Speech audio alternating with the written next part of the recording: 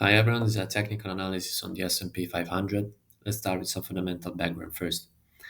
Last Friday, the S&P 500 rallied despite the ISM manufacturing PMI missing expectations and falling further into contraction.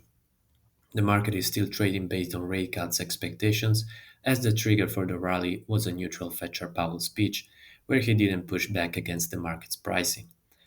The market seems to be all in on the soft landing trade and ignoring the weakening economic data, especially on the labor market side. The sentiment is also getting a bit bubbly, right when things might really go south, so the buyers might want to be extra cautious going forward. Now, on the daily chart, we can see that the S&P 500 managed to extend to a new high last Friday, reaching the cycle high. From a risk management perspective, this is a really bad spot for the buyers to increase their bullish bets, especially after such a strong rally in November. The sellers, on the other hand, will likely keep on piling in around these levels with a defined risk above the cycle high to target a drop into the 4400 level.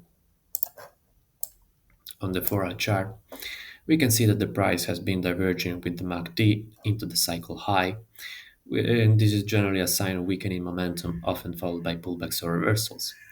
This should be another signal for the buyers to be extra cautious around these levels, while the sellers are likely to take it as a confirmation that we could see at least a decent pullback. On the 1-hour chart, we can see more closely the divergence with the MACD here, which has been going on since the breakout of the key resistance at 4400.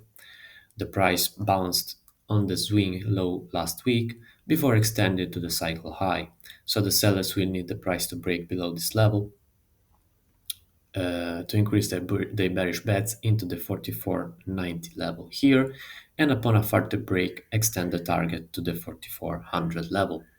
The buyers, on the other hand, are likely to lean on those levels to position for a new rally into new highs.